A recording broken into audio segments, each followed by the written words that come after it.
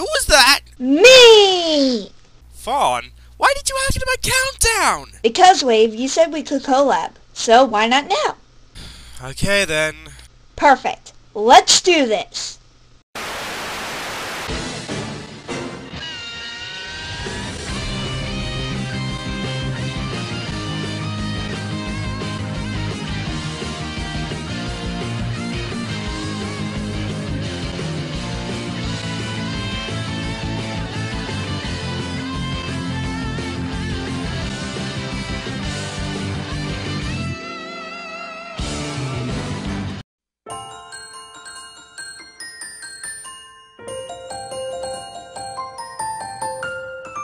Kirby's Return to Dreamland is an awesome game with so many good things about it. Me and Wave could do many countdowns on this game, ranging from the music to the levels.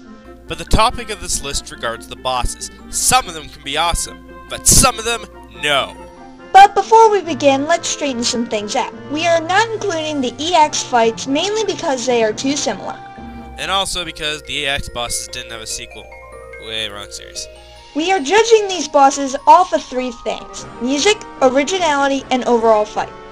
So with that said, let's suck up the intro and get the start ability.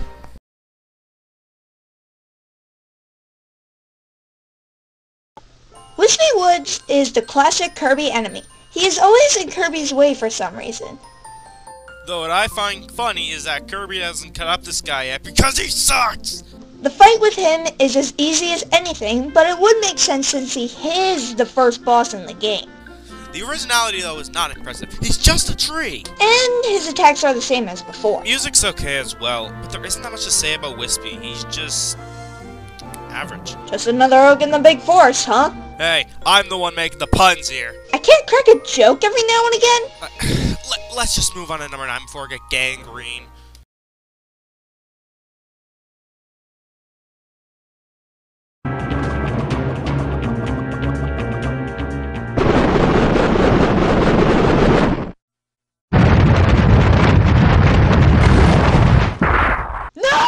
Ah, great. Just what we need. All wall ring ripoff. Let's just talk about it before I open up this field soccer ball club. Fatty Puffer is the boss of my favorite section in the game, Onion Ocean. But considering all the epicness Onion Ocean was, this boss was disappointing. All he does is shoot water at you and roll around.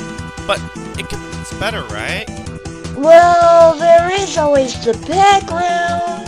Exactly my point. The boss isn't good at all if all you want to do is stare at the background. Yeah, you're right. He sucks. Let's see if number 8 is any better.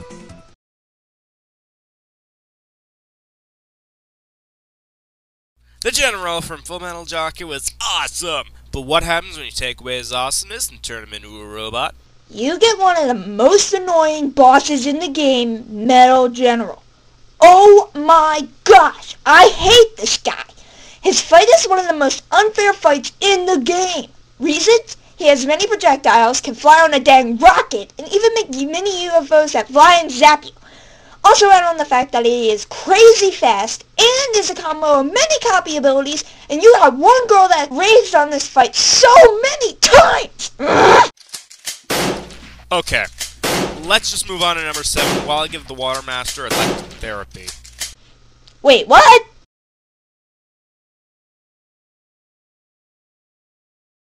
Feeling any better? Yeah, what's number 7? It's Mr. Dooter. Well, okay then. To be fair, he doesn't seem that interesting at first. But actually, he is. He has a slew of magic attacks and even pops out of his hat at the beginning of the fight. He's a dark magician! I always thought he was more like Genie from Aladdin Gone Rogue and skinnier. And not funny. You had to bring that up. I know. Continuing on. The best weapon I used against him was the cutter blade. This is a countdown, Wave, not a walkthrough. What's wrong with you? The strategy to beat him. Never mind. Let's go to number 6.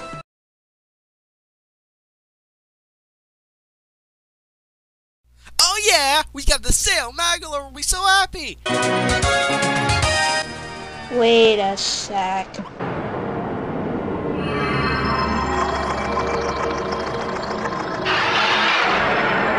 What the fudge is that thing? It's Sigma! Wrong series, Wave. It's actually number 6, Grand Doomer. He has 2 forms. After you deplete the first form's health down to near 0, he encases himself in stone, and then you use the super abilities to kill him.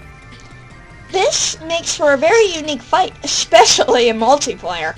Hell yeah! But aside from that, it is a pretty fun boss fight. Plus, the Grand Doomer has quite a unique concept, too. Indeed, it is much better than Ice Doomer. Don't say it again! Alright.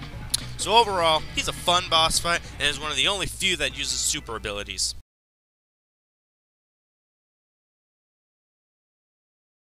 Look at the top of that mountain! Is that King Kong?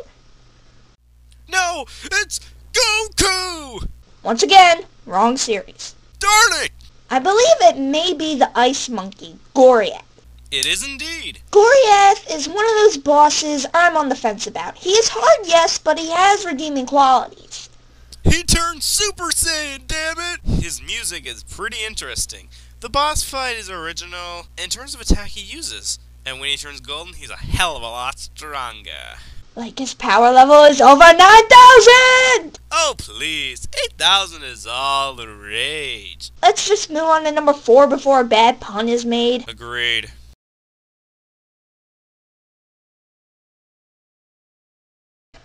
Oh, he's so cute! This boss was so much fun. I love this fight, not only for the music, but for the fight itself as well. Absolutely. This is a dragon with an extra head and is 20% cooler than him. Uh-oh. What happened? Did Silver find out where I live? Do you have flame shields, Wave? Yes. After I said Miracle Matter was better than 0 squared, you will not believe how many fanboys tried to kill me after that. Put them up now! Okay, we're good.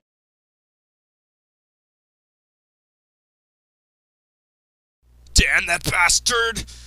Ugh, I just beat this guy and now he took the crown. I'm going to kill him.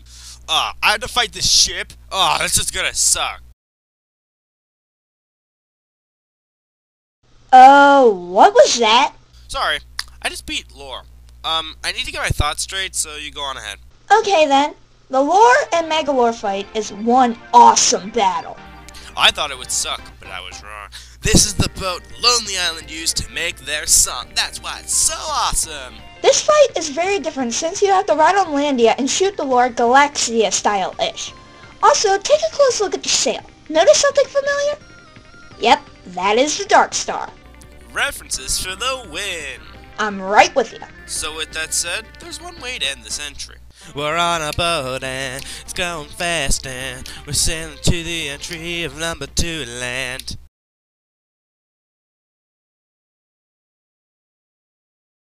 The only boss that is not in the main game, and he's number 2. Gosh, we are messed up. While he wasn't Superstar Ultra, his appearance as the final boss at the Return to Dreamland arena is definitely worth it. His attacks are so much better as well. He gets a wicked intel into the fight. And his music is awesome. True, he does not fight Meta Knight the first time. That happens after you beat True Arena, but it's all good. It's Galacta Knight. My gosh, I love and hate this fight. He's frustrating, though.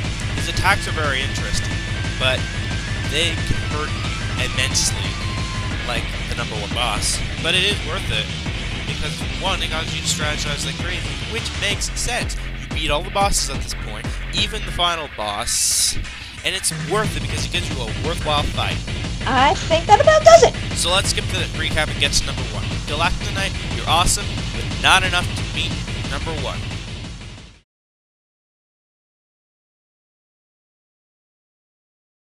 This boss at number 1 is an awesome final boss that even beat out Galacta Knight. Meet Magolor.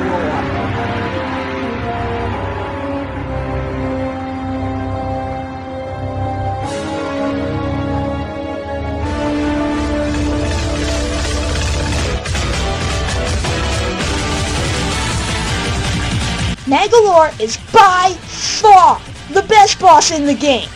This guy has so many forms. From the space battle with the Star Cutter, to his first main form, to which you face with him after you whittle him down halfway, to his second form, to the final form of that, to the one where you have to use super abilities. It almost rivals Dark Mind from Amazing Mirror. His development throughout the game is also interesting.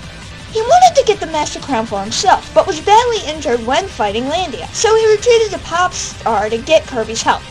After getting the ship parts, you travel to Holocondra and fight Landia. Then he does one of the jerkiest things in the game by saying his plan and saying he used you! Used me? Used me? No one uses Nobunaga, he is so dead! After you fly through space and destroy the evil lord, you finally square off against him in a 4-4 match to the death! His first form is easy. He doesn't do that much in terms of threatening attacks, but after you whittle him down, you have to use the same strategy as the fight with the Grand Doomer. Then...